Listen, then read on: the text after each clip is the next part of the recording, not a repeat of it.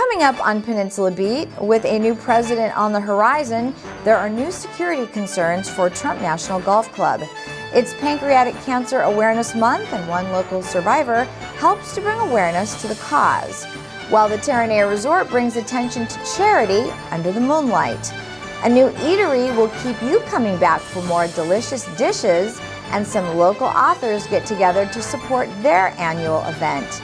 There was a big game here on the Hill, and we have all the action, and it's that time of year when just about everyone is looking for the perfect turkey. Donald Trump has been voted in as the next president of the United States, and since the outcome of the election, more visitors are coming to Trump National Golf Club, and extra security measures are being taken at the golf course. Liz Brown Swanson spoke with city leaders, law enforcement, and the Trump team about the impact of the election. Life at Trump National Golf Course in Rancho Palos Verdes will never be the same. My boss is President of the United States, and I still can't, it just doesn't resonate. Right now, I think we all have that. I wouldn't even know what to call it, but it's pride. It's to know that we are going to be watched on a worldly level. So we are very, very excited to say, okay, well, what can we do? Let's get together, let's regroup, let's brainstorm of how we can even make this place a bigger jewel. Since Donald Trump's election as president, the team at Trump National is going through their own transition. They're serving more visitors and needing more security. It was a very polarizing campaign, as we all know, and there are some people who will never accept the results of it. We understand that, but at the end of the day, we also have to protect ourselves and our staff and our guests, and the sheriffs are willing to do it, and they understand that, you know, they have to be here when they have to be here. But Secret Service has been fantastic throughout the process as well. From day one, they were able to let us know if you need anything, let us know. Well, we have beefed up patrol here. Our department is working closely with our Criminal Intelligence Bureau, and they are monitoring all the social media. They've also the radical groups, just to make sure that there are no problems here, to protect the property, but mainly protect all the workers here. We're working closely with the security here. Trump actually has their own security. So between the sheriffs and their security and our Emergency Operations Bureau, we're going to be fine. Lamina Sheriff Station has added patrols. So far, there have been small protests outside the property, made famous in 2002 when Donald Trump acquired the course after it went bankrupt when the 18th hole slid into the ocean. Obviously, when he came, he did. Trump National did put Rancho Palos Verdes on the map, and then after that we had Terranea came in, and that was another wonderful thing. But I have to say that this council has worked very well with Mr. Trump. I can tell you I've got nothing but good things from a business perspective and what he's done to the neighborhood in the area. He has done exactly what he said he's going to do, is making this the best golf course that there is out there, and embraced the community and very quietly donated millions and millions of dollars. You know, I know he has that persona of being brash and lawsuits and all that, but very quietly behind the scenes, he does a lot of good, in my humble opinion. Both city council members Susan Brooks and Jerry DeHovic were at Trump's on election night and say regardless of politics and past controversies, this oceanfront golf course has a positive impact on the community. For me personally, I live right across the street from Trump. I think as a city, I think it does add a level of prestige that he's conducting business here in RPV. Lilly and company, the Trump organization, has done a great job of separating the political side from the business side. The message was business as usual. You know, let's not get into politics. Let's continue to make sure that our guests are happy with the food, the service, etc. You hope you'll be golfing with him as president? Well, you know, you never know what'll happen, during his visits to LA. But I think that would be a very unique experience, and obviously being the president. But, to us, he is Mr. Trump, and he will always continue to be.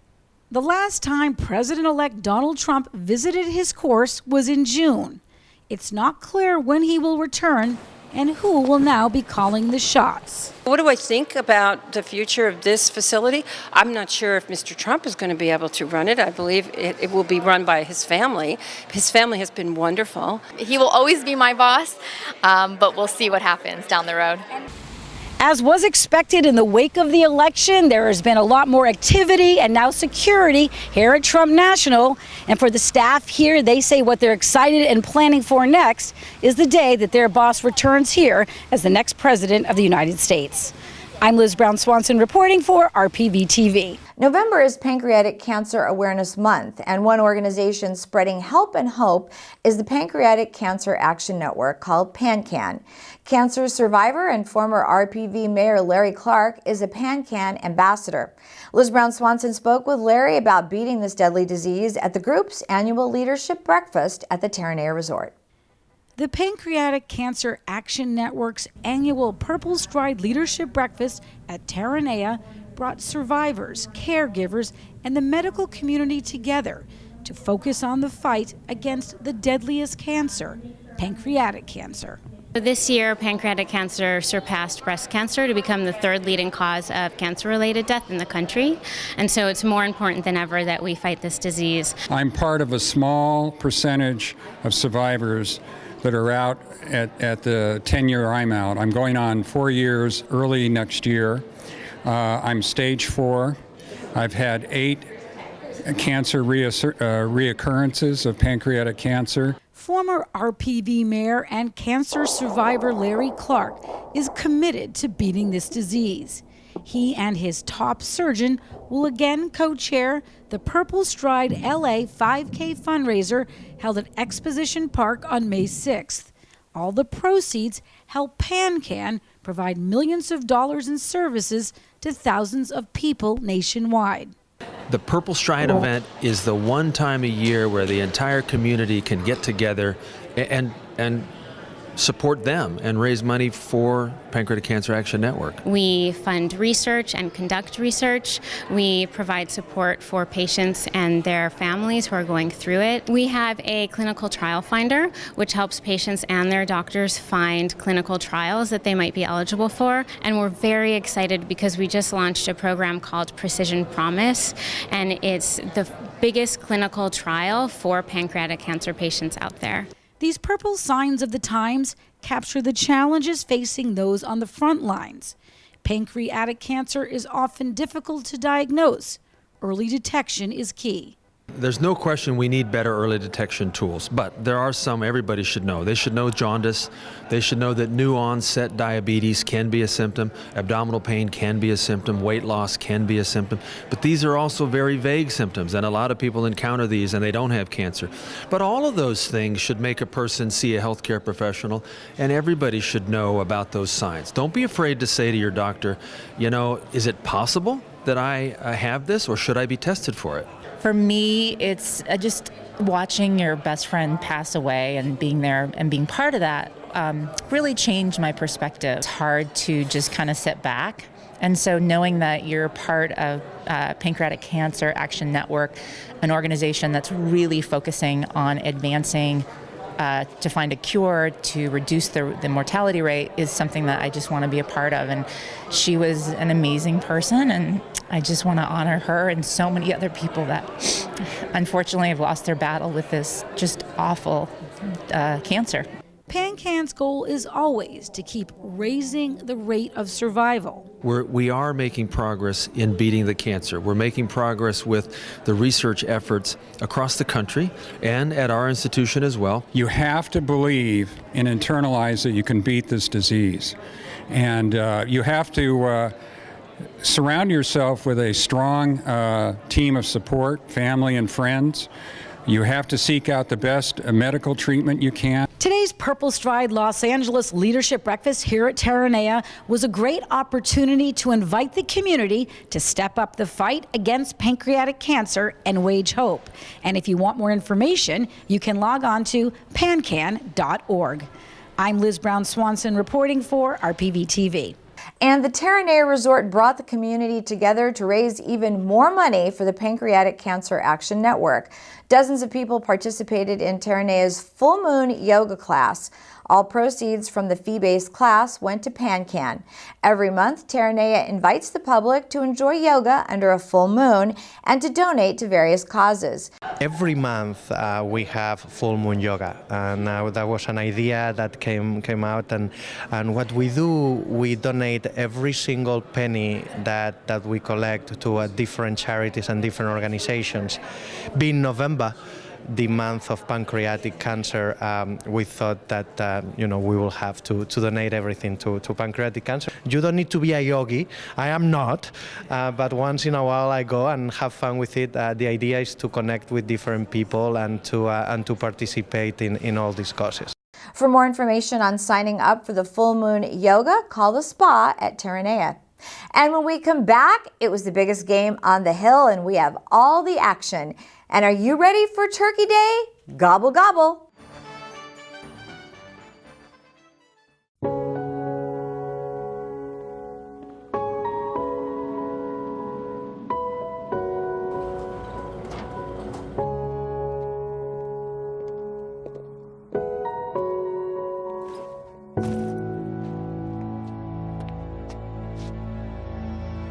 Welcome home, man.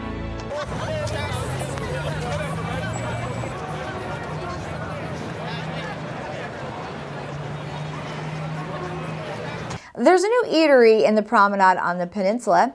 Good Stuff Restaurant offers something for just about everyone's taste palette. From healthy to hearty, their vast menu has it all, and I had a chance to sample it firsthand. Here's more. We're very community-based. We count a big part of our business is regulars, locals. I mean, we get our tourists coming in, we get our visitors from out of the area, but we really live and die from our locals. So we're a family-style restaurant where you can come in feeling comfortable anytime in any kind of garb, really, and just sit down and have a meal. You can be with family or friends or have a business meeting or a date. It's casual and we're open all day. So, you come in and eat. We try to serve a healthier product without being labeled as a healthy restaurant or a health food restaurant. I think it's our duty as business owners in our communities to be a fabric of the community, to help out the community, donate to their fundraisers, go and show up and pass food out when asked, and provide gift certificates and dine nights. We do a lot of dine nights for the local schools, churches, for just about any function. Notice that you guys have a bar menu as well. Yeah, we have a nice craft beer, 6 craft beers we're pouring from basically LA and in surrounding areas, and that's very popular with people. We got 4 TVs, big screen TVs, so we always got a sporting event on. Yeah, so it's a great place to come and grab a burger and a beer and watch a game. I am now joined by Chris. Now, Chris, the vibe is fun. This is a really cool place, but the food has to be amazing. And I know these are some of the most popular dishes you have here at Good Stuff. So tell us about them. Well, I picked 3 dishes. The first one is breakfast, of course.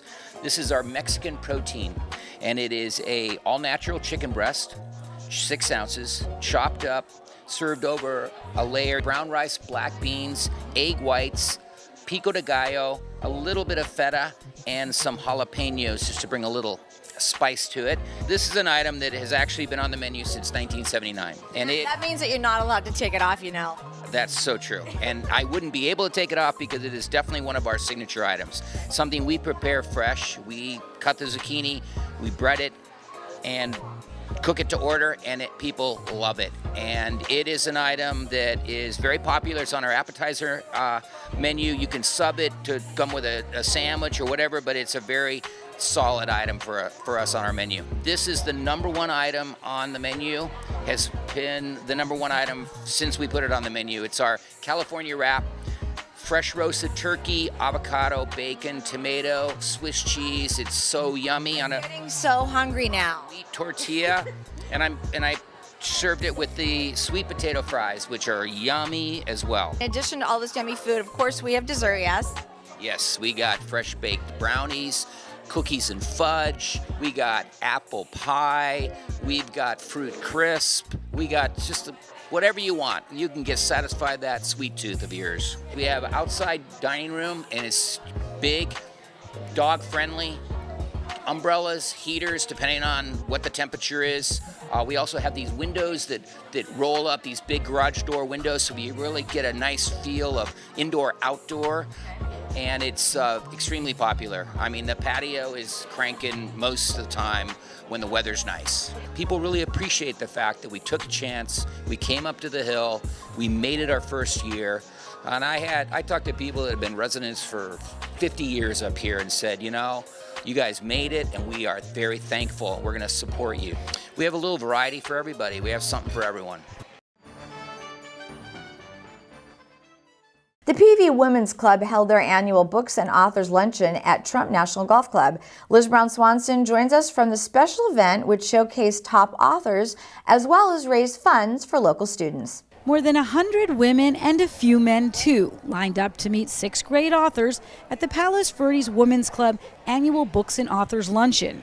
This longtime tradition raises scholarship money for local students. Our charities here are in our community, and we support 4 scholarships for high schools in the Palos Verdes Peninsula School District.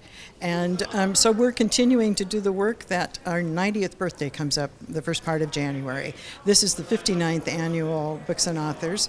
There's a lot of history here, so we're just keeping all of those good works going so that future generations know what volunteerism is, and we feel like this is an example of what it is. We bought 4 copies of Patricia Stays' book, The Bruges Tapestries, because it turns out that our last name is also Stays, and my husband's great-grandfather and Patricia's great-grandfather were brothers. My book is a true story about a mother and her 3 children who were trapped in Europe during World War II.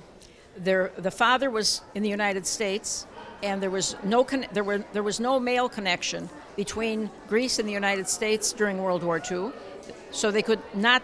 He never knew until the war ended where his family was, or if they were still alive. You are a member of PV Women's Club, so it's extra special. Talk about that connection and that being here as an author. Yes, my husband and I have lived on the peninsula for, I guess, 43 years, 42, 40, something like that. And this is a great organization. I'm looking forward to being able to talk to other book lovers. This group made a commitment to reading, which is fabulous, and I'm excited to tell them about my novel. Yes, exactly. Meeting other readers is one of my favorite things to do as an author, and so it's always great to talk about your own book.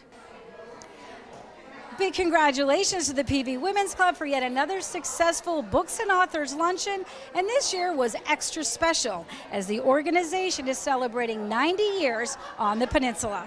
I'm Liz Brown Swanson reporting for RPV TV. And when we come back, it's all about the turkey. Are you ready for the big day? And the PV versus Penn football game brought everyone together to join in on the rivalry. We'll be right back.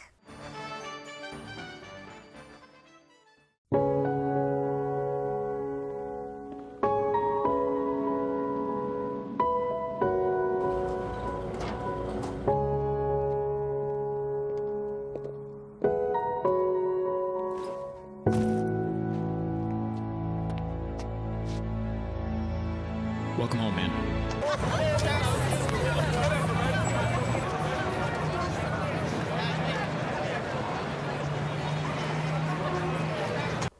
And in sports, when Peninsula and PV High play against each other in football, there's always a rivalry. But this year's big game also brought out the community, and both principals made sure that everyone came together as one. I think we have a rivalry, and I think it's a healthy rivalry, and we appreciate the hospitality of Palos Verdes High. We've had a fabulous barbecue. It's just such a good feeling, and win or lose, it's just a huge success all the way around. You know, you win or lose, this team this year has won many games, and I know the kids are excited about this one today. Yeah, we're very excited. It's been a fabulous year after a not so fabulous year. I couldn't have dreamed that we'd be here and be so competitive. Well, I think we're all so proud of the growth that our team has made, our football program, and I'd be remiss if I didn't say Dave Young and his staff, they are incredible, incredible. Everything that you could ever want in a football coach for your young men.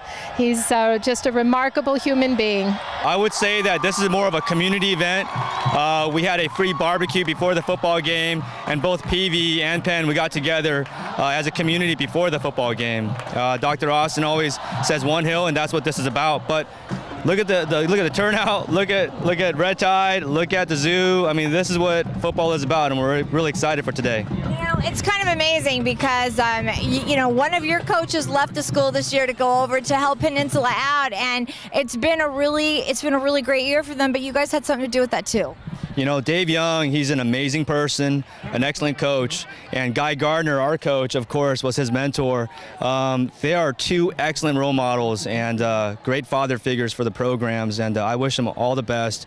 And Guy Gardner, I mean, any successful coach will have those who he brings up, and he's in the mode of training head coaches. So I'm really proud of Dave Young, really happy for Coach Gardner, and wish all of success for both programs. You know, it's pretty cool. Like you said, there's a barbecue beforehand. You guys just get this ready to go for the whole community to come out and have fun today. Yeah, thank you, Maria. I mean, the barbecue was a big deal, and our ASB, Be the Change, and our Principals Advisory Council, and Peninsula's ASB, I mean, it was a team effort. So I really want to thank the community, thank you guys, and I just want to thank the district officials for being here as well. But look at the student school spirit. Like, there's no day game like this right now happening at any high school, probably in the country. And so the spirit is alive, and there's nothing like it. And we are a special place. And finally, Thanksgiving brings together family, friends, football, and food, most notably the turkey being the star of the show. I had a chance to talk to a local butcher who gives us all the info on how to have the perfect turkey. We are here today in San Pedro at South Shore Meats, and we're going to tell you everything you need to know about that Thanksgiving turkey. Darko, it's Thanksgiving time. Tell us what people need to know about turkeys. Well, not very much. When you come to my shop, you only have to ask me for the turkey and how many people you having, and I would suggest for the size and all that. Way it works is usually minimum 1 pound a person, but usually people buy more than that. How many days in advance do you need to order, and when they get it, like the day before, or? It's total up to them, because I order my turkey about 2-3 months before the holiday. Okay. In order to get nowadays the turkey that you want, you have to put your order way in advance. Do they pick it up the day before, the week before? Mostly a day or two before. When people come in, do they ever ask you, how should I prepare my turkey? How should I cook it? And then what do you suggest to them? I suggest just wash it thoroughly and dry a little bit and put your favorite rub on it, okay, and let it cook. That's all. We hear so much about deep fried turkeys, baking them in the oven. What do you suggest? My recipe is very simple. Like I said, put your favorite rub it nicely, and put it in the oven, let it go. That's all you need to do. You put this on, and nothing else. Okay. Nothing else. Now, do you put it in a bag, or do you just cook it with a lid, foil on top? Nothing. Absolutely nothing. Just to put it in a deep pan, and that's all. That's it. How many hours does it take to cook a turkey? Depends on the size. Usually, like a 10, 12 pounds turkey would take around 3.5 hours. Okay. And the bigger the gets turkey, the longer you go, of course. What are your thoughts on stuffing the turkey versus not stuffing? If you are a good stuff maker, yes, I suggest to make a good stuffing. Yes, definitely. You can baste it if you like. I personally don't ever do it. Okay. Like I said, I just let it go.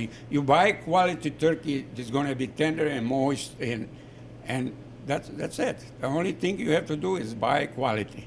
Free-range turkeys are excellent, and the way that they feed them, how they take care of them, it makes a huge difference. When you are after you clean your turkey, what do you do with the insides of the turkey? The inside, I usually don't use the inside. The only neck, perhaps, and something else to cook the little broth to make a gravy.